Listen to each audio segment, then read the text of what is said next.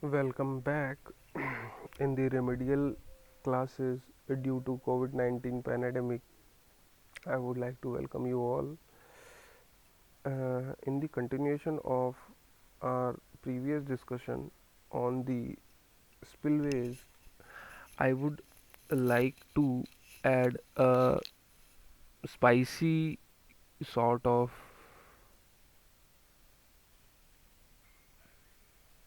concept on selection of spillways. After this, we will discuss the further classification of spillways as well as designing part of augie spillway and the energy dissipators. So, the selection of spillways. How can we select an particular kind of spillway? So, for this spillway selection, we are having a Bureau of Indian Standard Code IS 1013711982.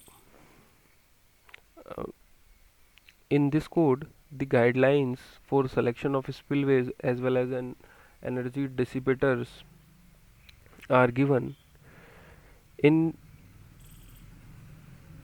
By going through these guidelines, we can choose appropriate type of spillway on the basis of specific purpose of the project.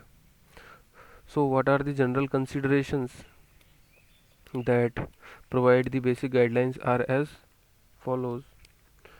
So I would like to zoom in for your better visualization. So in the civil engineering, we will first deal with economy. So safety considerations consistent with economy. So spillway structures add substantially to the cost of a dam. So for a dam construction, spillway construction is an add-on pricing over a dam construction. So in selecting a type of spillway, economy in the cost should not be the only criteria, but it is the important criteria. The cost of spillway must be weighed in the light of safety required below the dam. So what are the hydrological and site conditions? The type of spillway to be chosen shall depend on so uh, can you figure it out that what are the hydrological and site conditions are to be? So first thing is your topography. What is the topography over in which the dam is constructed as well as your spillway is going to be selected. So topography, what amount of inflow is coming, availability of tail channel or outlet channel, as well as powerhouses, tail race and other structure downstream. So now discuss what is the type of dam. This is the one of the main factors in deciding the type of spillway. So for considering or for choosing a spillway, the uttermost criteria is the type of dam. For a different type of dam, the spillway are different. So for earth and rock fill dam, this question mostly occur in your state engineering examination as well as engineering services examination most oftenly.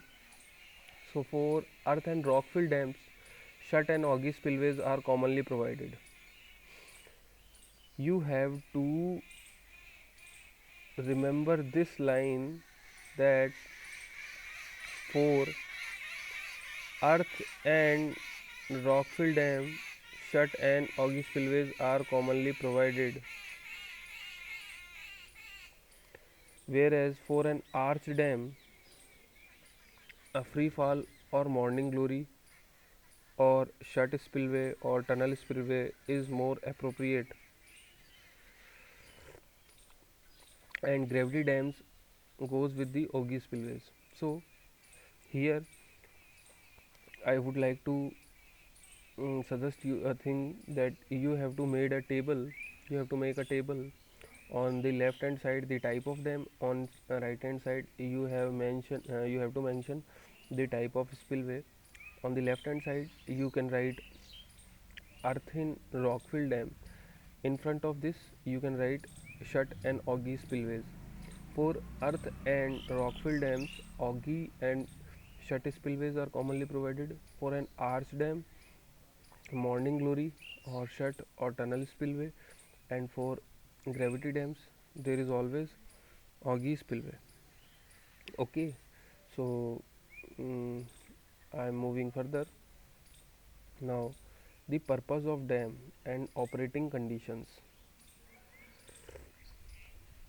The purpose of the dam mainly determines whether the dam is to be provided with a gated spillway or a non-gated one.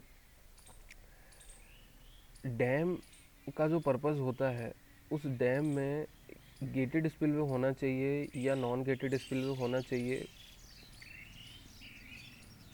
ये आपके spillway selection के criteria को affect करता है. In the continuation of this, a diversion dam can have a fixed level crest that is non-gated crest. So, if you are dealing with a diversion dam, there is a fixed level crest only, and that is the non-gated crest. Conditions downstream of a dam. So, what are the conditions on the downstream of a dam? So, the rise in the downstream level in heavy floods and its consequences need careful consideration. Obviously, अगर downstream level बढ़ जाएगा तो कई बार क्या है कि heavy floods आ सकती हैं, और डाउनस्ट्रीम रीजन्स के अंदर जो भी ह्यूमन हैबिटेशन है तो उसको ये कॉन्सिक्वेंसेस बियर करने पड़ सकते हैं. So we have to look upon it. Certain spillways alter greatly the shape of the hydrograph downstream of a dam. Exactly. In the hydrology, during the construction of a hydrograph, the factors affecting criteria in that portion we have discussed in 7th semester that hydrograph is affected by the downstream characteristics of a dam. So, in the downstream direction, if there is a spillway, so this spillway can change the shape of an hydrograph. And hydrograph is nothing but the a simple graph between a discharge with respect to time. The discharges from a siphon spillway may have surges and breakups as priming and depriming occurs. This gives rise to the wave traveling downstream in the river, which may be detrimental to navigation and fishing and may cause damage to population and developed areas downstream. So, you can understand you can understand it in this manner that discharges from a siphon spillway. Siphon spillway से निकलने वाले जो discharges हैं उनके अंदर surges और breakup इतने ज़्यादा होते हैं कि उनसे डेट्रीमेंटल इफ़ेक्ट्स और यू कैन से डेट्रोइटिंग इफ़ेक्ट्स वो इतने ज़्यादा होते हैं कि वो नेविगेशन फिशिंग के लिए और डाउनस्ट्रीम साइड में जो पॉपुलेशन रह रही है उनको डैमेज दे सकते हैं. Now nature and amount of solid materials brought by the river. So, what kind of sediment carrying characteristics of a river? We will consider this portion only in this part. Trees, floating debris, sediment in suspension can affect the type of spillway to be provided.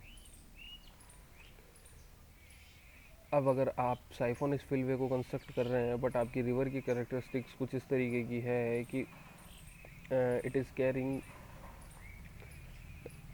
inflow of floating materials, then you cannot use the siphon spillway. But your inflow